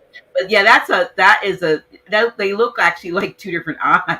Exactly. And, Like and it's the same person. And this is mhm. at the months. It's not, 2 months. That's why another thing, when you come for your iridology, I always recommend 6 to 8 months for your iris checkup. Okay, come back after 6 to 8 months, because that's when the iris will show healing lines in different organ areas. It'll show up as very white. You see how it's a little white here? These are like healing lines. See Mhm. how it's crooked? That crooked white lines are healing lines where it once was dark. See how it's dark here? Now it's white. So Okay. that's I'll be able to see that, or see what more you need, see what less you need. So that's the beauty of the iris. Your complete blueprint, and it's the only way to really check to see if what you've been doing is working. Mr. Show. That is amazing. That is awesome. And let me see. Are we? Make sure. Yeah, there. We didn't miss any more. What led you into? Oh yeah, that. Here we go. Here we go. Here, let me go to this one. All right. What do you recommend for men experiencing enlarged prostate? Okay. Well, first we need a whole clean out, because the vessels supplying that region, there's lymph supplying that region. So you want to focus in on cleansing the lymph, cleansing the blood, and also whatever's causing the congestion. Dairy is number one. Fried foods, meats, of course. But I do have a blend called the King's Blend, which is on my site for enlarged prostate issues, anything related to that. And Even another, blood flow for men. Some men have issues with, their, they a lot of times they want them to take some type of oxygen or something, beets or something to oh, nitric oxide. nitrous oxide or something. So yeah. Nitric So do you have oxide. blends for men that might be not want to take the blue pills and the stuff like Yeah. that, but want to Mhm. naturally get themselves? Well, we create our own. Men, you can create your own through breathing. The proper breathing. And most people, most diseases, if not all, the foundation is improper breathing. So if you're doing specific breathing exercises, you can create your own nitric oxide to rejuvenate that area. So yeah, but also do beets as well. Bok choy. I make a really good juice that's post workout, because again, after you work out, you're depleted in nitric oxide. So to put it back in, I do beet juice, bok choy, ginger, and maybe a green apple. Delicious. Delicious. Mm. So you don't always have to stir fry your bok choy, family. Get you a big head of bok choy, juice that up, and you good to go. I learned that from my grandmaster. After we, train in martial arts, he makes that for me. So it's delicious. But So back it's to bok choy, beets, so what did you say? choy, beets, even the beet tops, right? Okay, Because that has a lot of nutrients. Ginger and green apple. there you go. Yeah, Now, write it down and make it. yeah. That, and you make that for him every day. Oh man, Is it good for women or just for men? for men, so Both. just women and men. Hmm. Okay. Yeah, and then nopal cactus powder also is good for treating enlarged prostate. It has many attributes, that herb, so that food. So yeah, nopal cactus powder as well, which you'll find the King's Blend and the nopal cactus on my site. All right. Let me see. I saw another question. Um, uh, from the Choi. Anything from the Choi fam? Well, that you just said something, bok choy. Yeah, I think But like all of those vegetables in that line, I believe is it. what other vegetables or in that choy family, but I can't think of it right now. But yeah, any of those vegetables in that family has those same nutrients. Yeah. Now here's a question, and I because I didn't call. That's what I was saying. We didn't do this at the very beginning. I realized it, but someone asked the question. So, what led you into the eye? Are you? I don't know whether. Well, What basically, led you into the eye? The yes. windows of eye are the windows of your health, and how And long how long have you been doing this powerful healing with the eyes? Absolutely. I love this story. So, as I said, iridology has been in my family for since I was 2. My grandmother loved iridology. And so she went, regularly. But at the time, my mother was about my age and she had this excruciating pain on her right side and went to medical doctors, ran every test, came back. They don't know what's wrong. They sent her home with the pain medication. We don't know. The pain medication didn't work. And so, my mother's frustrated. She's in this pain for weeks. It's getting worse and worse. And so my grandmother said, I told you to go see that iridologist. And this is in Brooklyn at the time. And so, with nothing to lose, my mother put her hands up, like, okay, I'll go. And 2 minutes into sitting in his chair, he told her, you have gallstones, and it was in the right upper quadrant of her abdomen where the pain was, where that's where the gallbladder is located. So he explained to her what causes gallstones, which was directly in alignment with her diet at the time. He gave her a remedy to pass the stones. Friday, she had to fast, or she had to do the olive oil with lemon juice remedy to pass the stones. By Monday, stones were passed, no more pain. And I'll never forget when my mother told me that story. I was just like so blown away because I'm like, I'm trying to figure out what am I here to do? What am I supposed to be doing? And when she told me that story, I was like, that's it. And she actually put me through school that same year to study iridology. So that's what led me. You wanted to make sure she had a personal iridologist, right? Yeah. That's what, anytime Uh-huh. look in my eyes and tell me what's going Yeah. on. But may she rest in power because my mother transcended almost 2 years now. So and I'm so thankful that she, passed that information down to me and my daughter. Where are you done? Okay. Mhm. Almost done. Yeah, we're almost finished. Almost done. We got what? Someone asked the Couple question about minutes.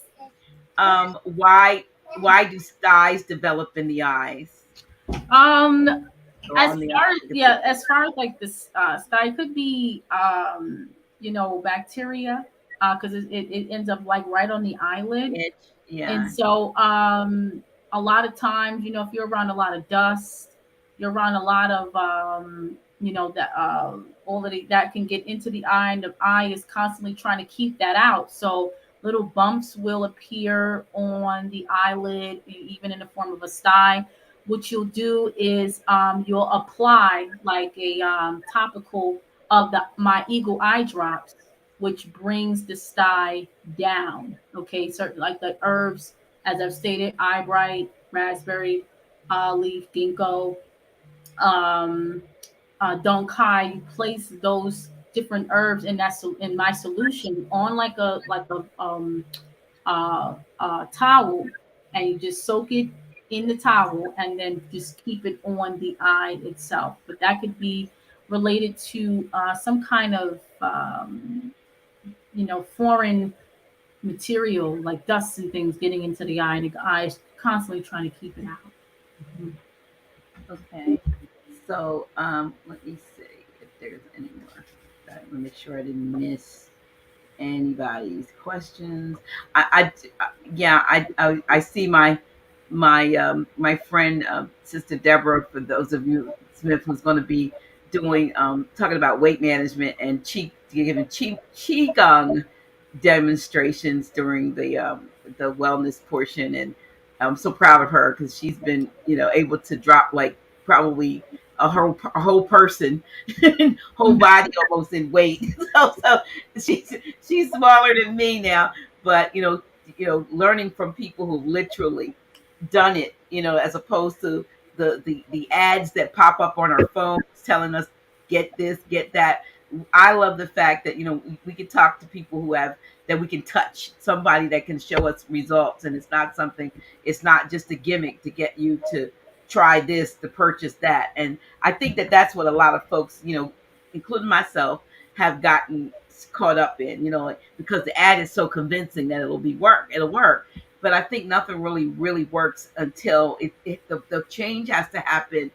The want to has to happen in you. Do you agree? Oh, absolutely. Yeah, you have to already see that for yourself, visualize that for yourself. The want, the desire. I mean, the desire is going to be there, but it's the journey, to get to what you desire is the key.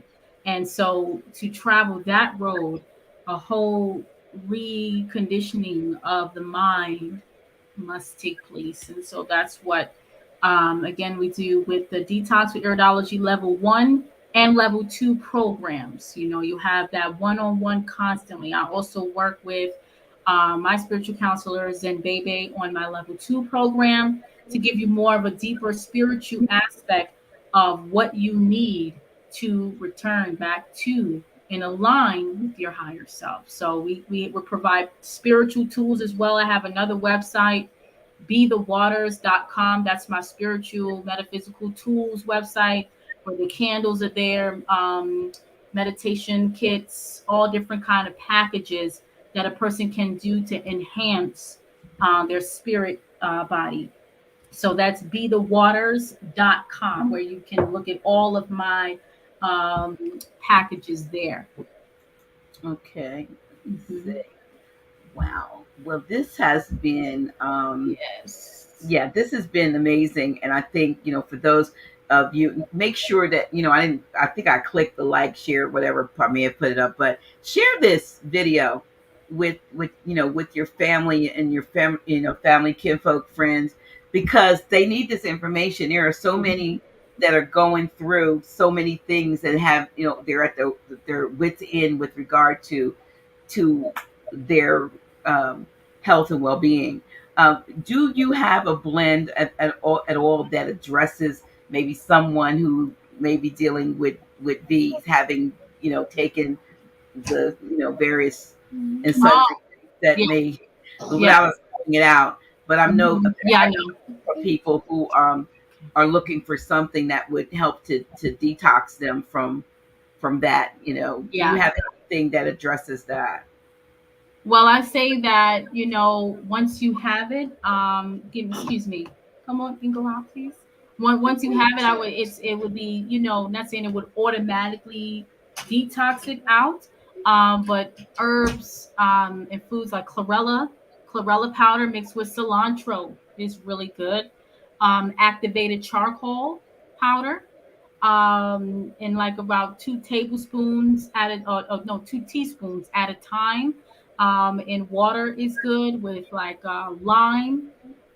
So there has to be on a constant basis. Also, thuja, in an oil form or in a homeopathic remedy is also really good. Post, you know. So if someone has had that and they let you know, then you can give them consultation with regards to what they should be taking to detox and to do the best they can to kind of rid their bodies of that, because we're told that once that happens, that it changes the Mm-hmm. DNA.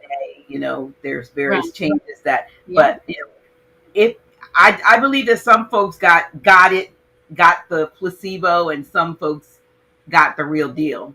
And then after that, it depends on their constitution, how strong their constitution is. But we Right. know that it has had a lot of devastation. It has wreaked a lot of devastation around the world. Yeah. So for anyone who's dealing with that or probably has a family member, there are things you're saying that they can Yeah. try to Yeah. see what they're Yeah, doing. those things that I mentioned, absolutely, absolutely, and then everyone should subscribe to this free email newsletters from Children's Health Defense. They send out emails all the time of the stories you hear post getting it. It's, we have to keep abreast on all of this, plus all of the news, all of the different bills that they're about to pass. You don't get that on mainstream news. So you'll get that under children's health defense. Okay. Subscribe to that email newsletter. There's a question here too, because I think you mentioned your herbal drops, and the question is this herbal eye drop safe for children? Yes. I actually give it to my daughter when she's not fussing. But with children, one drop each eye, 3 times a day to start, because they don't like all of that. They don't like the feeling of things getting in their eyes. So, but yeah, you can. Because I noticed my daughter was squinting, lately, and I'm like, hmm. So I started giving her the eye drops. So you can do that, and so we can avoid our children, with wearing of glasses early on in life. So that's important. Yep, you can give it to children. Okay. Well, Hmm. listen, Dr. Shakira, this has been a great presentation. Your information is wonderful. I'm looking forward to you being a part of our upcoming event, July 28th through the 30th, in particular on the 30th. And you all, like I said, you will be able to come and actually get a consultation at the event. With Dr. Shakira. So, for those of you who were planning to come or on the fence about coming, make up your mind and get there, because we're looking to expand and at this time, and to actually do one on Saturday. We have like a 12-hour day. It's 11-11, like 11 to 11, and it's a lot of planning and strategizing and so forth. And if our health is not a part of the strategy, then we're not going to make it as a people. So health is a very, very large part, although we are dedicating um, Sunday to that, and we're even opening it up to others to come that may not be, maybe local folks or folks that say, I can't get there Friday and Saturday, but I do want to be there for that. You can get a specific ticket specifically for Sunday only, if you're more interested in the health aspect. But if you want to be a part of the Friday night, is more of a meet greet, some entertainment, different things going on. But Saturday is like hands on. We're going to be getting down to the nitty gritty, and coming out with some strategies and so forth for going forward to people. Sunday is all about health and wellness and wholeness and holistic practices and so forth. And so I'm really excited about that. I'm excited about you and the others that will be participating. So again, I want to, and I know your daughter is so anxious to get her mommy back to herself. And I want to thank you for coming on. I want to again thank Brother King Simon for connecting us, and best wishes to him and others that are going to be down in Florida at the end of next month. Do Hmm. the award ceremony that built. Yeah, yeah, definitely. Yeah, yeah. It was. But yeah, so Mhm. we are just excited about the information. I'm excited about this information because I think it has helped a lot of folks, and I'm pretty sure if you heard something that is spark your interest, or you are dealing with some type of illness, or somebody in your family is dealing with some type of illness, now you have options. You have Dr. Shakira to add to Dr. Botanica and Dr. Dave, because there's a lot of us out here doing our things. But I'm so glad, like I said, as a sister, because we're the ones, we're getting ourselves back together. The women are ready, and just the fact that you have such a plethora of knowledge and wealth of information, and you provide a well-rounded, not just here, take my herbs, but we'll give you counseling. We'll look at your emotional health, and we know that's tied Yes. to your physical well-being as well. So yeah, Yes. I'm really grateful for you being here today, and look forward. I need to talk to you afterwards about sending you my irises, and let's do this. And All you all right. get in touch with Dr. Shakira, and make sure you schedule your time to have your iridology reading as soon as possible. Thank you so much for having me. I really appreciate being here and sharing with the family and those who are new learning about iridology. I'm so happy that you stayed on and hung on for this information. So I'm on, you see my website, holisticapalis.com. My other website, which is more of the spiritual metaphysical pieces and packages, bethewaters.com. And my YouTube is Holistica Healer, which I'm actually working on a video, a presentation on the metaphysics of dementia. So Oh, wow. if you subscribe to my YouTube, Holistica Healer 8, like just like Holistica Palace, but Holistica Healer, subscribe, and then you'll be the first to be notified when that presentation drops. Okay, yeah, I was gonna put. Yeah, I put it in your chat to put the. Yeah, I hear. Yeah, there it is. Okay, so yeah, so Holistica Healer is her YouTube channel, and it's I had to grab each one of them individually. That's what I. So, but then her IG. Let me make sure I get this because it's a little different. So let me get there. Thank you all for. We'll get it all here. I'm gonna try. I'm trying to get it into. All right. So here we go. And so here's your IG, right? Yes, that's it. So Holistic Hope. Holistic Healer, YouTube, and her website. And then there was one more. Be the Waters. Yeah. Is that like BE or? Yeah, BE. Mm-hmm. Okay. Let me put it for you. Be the.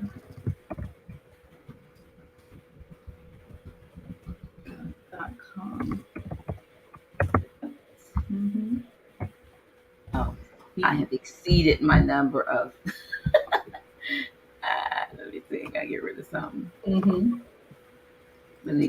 Okay, so I'm gonna put Be the Waters in the comments because right now I have overdone my. Here we go. Oh. I think so. It's BeTheWaters.com. Yes, that's it. Mm-hmm. All right. So there we go. So there we go. Again, thank you so much. Thank you. And, we'll be in touch, and I'm sure that many of those who see this, either looking at it now or see the replay, just in time. We're right near an ambulance here, an ambulance place. But anyway, that will see this going forward. Please, your health is so important. Like they say, your health is your wealth. If you have all the money in the world, but your health is out of whack, it means nothing to you. Right. It means nothing for you. So you want to take care of you, take care of those that you love and care about. And we're just suggesting and recommending that you take the holistic approach when you do. All right. Thank you so much for having me. Yes. Thank you, family. And we appreciate that. And we appreciate you being here. So, all righty. We are going to also, let me make sure, because I have this little, disclaimer. A lot of times they want to say, well, you said, but just let y'all know, this is what we're saying, but we believe that we have given you correct information. Until next time, we'll see you. And those who are coming Friday, look forward to seeing you in person, 7 p.m. at House of Reawakening Minds.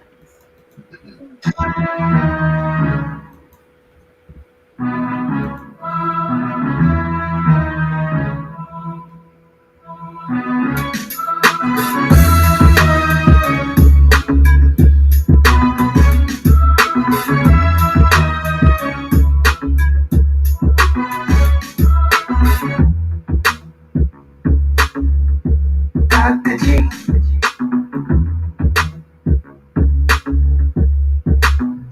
Really? Who's she? Yeah, that's me. Dr. G.